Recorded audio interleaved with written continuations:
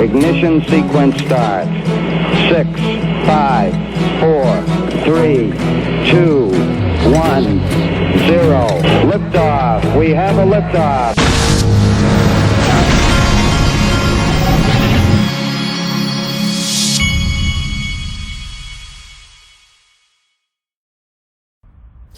Hey everybody, this is the Digital Asset Investor, and this morning my wife, I think she gave me one of those subtle, it was one of those subtle wife threats.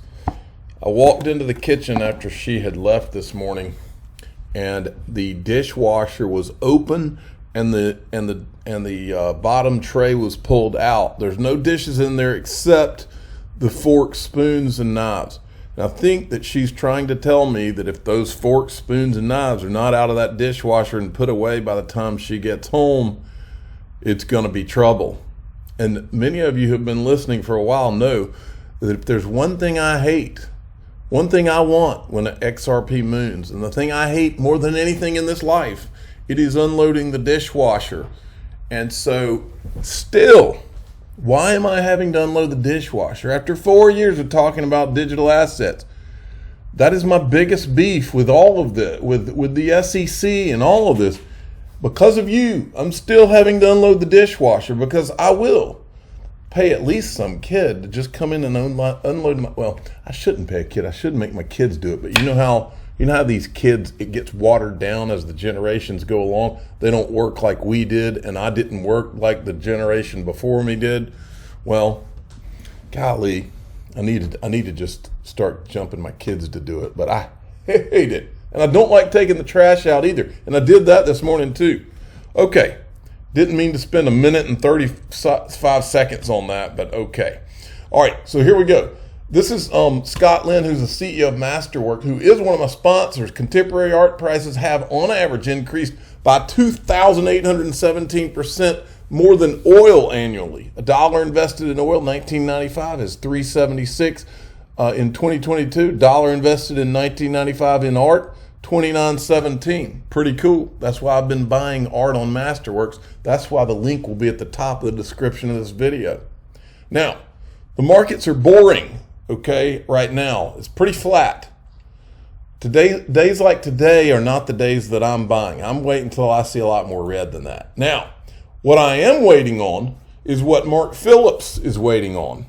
In fact, no, it's not right here. I've got it in my car.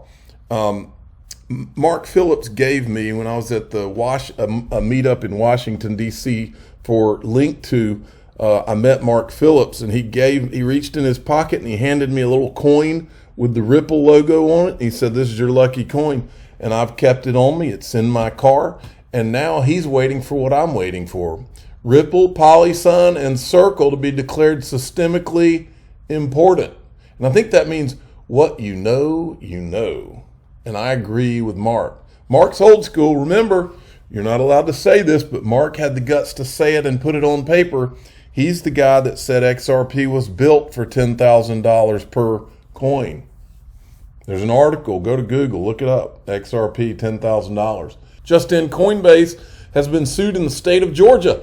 My state. The state of Georgia has sued Coinbase for allegedly failing to protect users from unauthorized transfers. Folks, I want you to think about something for a minute. The SEC did not sue Coinbase, but the SEC sued insider traders that used to be with Coinbase. But because of that, and in that lawsuit, they said that nine assets listed on Coinbase are securities. Opening Coinbase up. They still have them listed, by the way. But my question is the SEC trying to destroy Coinbase? Because what's going to happen now? Plaintiff attorneys all over the world are now going to target Coinbase. That's how this story ends. Folks, it's almost like they're intentionally trying to destroy key. Now remember, all the big whale investors, the Andreessen and Horowitz, all the big ones, they sold out of their Coinbase after it went public. And I'm not saying Andreessen and Horowitz did anything wrong, but I am saying what I remember reading is a lot of the big, huge investors sold out immediately after it went public. Go figure. Ripple, in partnership with the XRP LF, we're excited to announce keynote speakers for Apex 2022. They're going to be in Las Vegas September 6th through 8th, and it looks like David Schwartz himself is going to be one of the speakers there. Vitze Vind is also going to be there.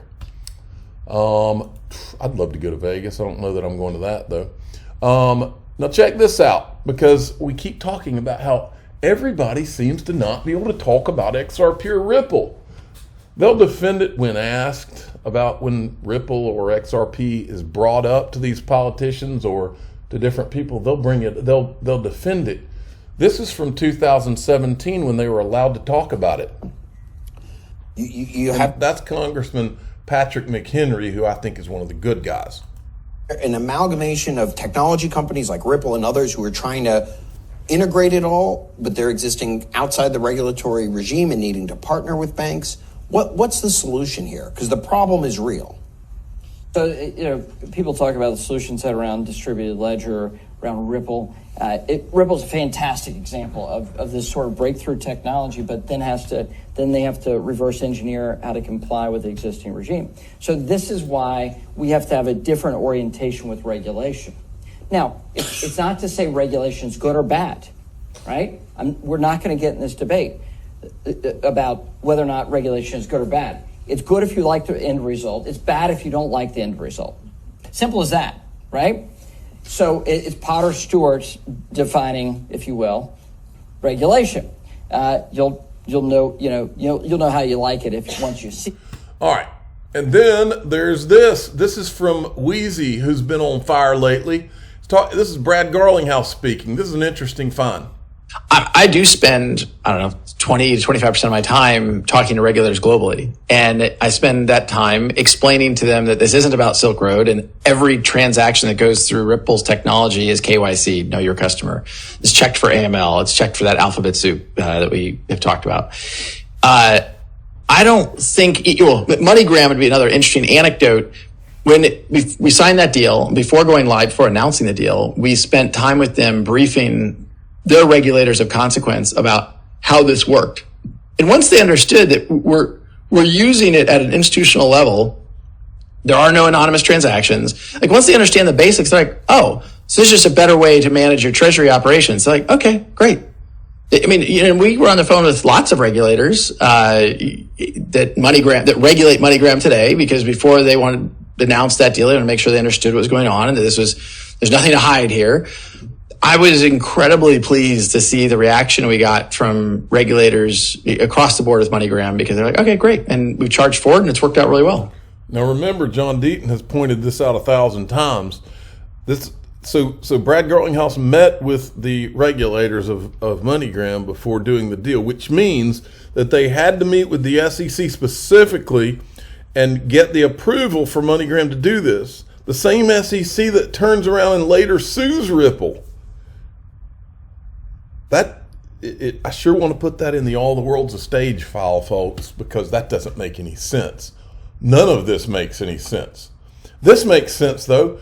We're honored, this is Ripple, we're honored to be recognized for our continued exponential growth in the Inc. 5000 list of the fastest growing private companies in America. This is Christina Campbell weighed in. She's, I don't know if she's a CFO at Ripple. Proud to be a part of Ripple team today, and every day we're having a record year with RippleNet growth, 9 times year-over-year growth for on-demand liquidity in Q2, and 600 plus employees globally. Then there was this, Devin Murthy, I guess how you say that name, former Ripple executive, has joined Algorand Foundation as head of ecosystem access. First thing I thought of when I saw this was Michael Arrington's tweet. This was at Bitcoin Miami, I think 2 years ago. Interesting. Brad Garlinghouse, Steve Kokinos, W.S. Ford, all at the same place, same time. Interesting stuff. Then there was this is from this person, Stacy. I don't know what their name is. Anyway, CEO of Algorand. wow, I'm excited to announce that he's joined us, Then down here at the bottom it says, he comes from Ripple. I'm sorry, Ripple.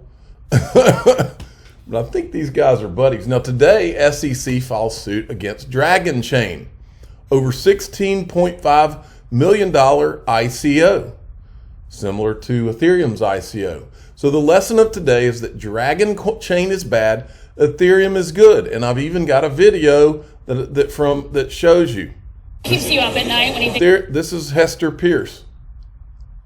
Keeps you up at night when you think about cryptocurrency and the way that it's going in the U.S.? Well, I mean, one thing does concern me is what concerns others, that there's a lot of fraud in this space because it's an area that it's the hot area of the moment. So the fraud concerns me. ICOs are fraud, speculative, and speculation drives innovation. So they're very important in creating foundational infrastructure. A person can buy from any number of different identities. We may limit the size, the unit size of a sale, just to make it easier to disguise. Just to make it easier to disguise. Nothing to see here, but Dragon Chain needs to be sued, just not the Ethereum guys, right?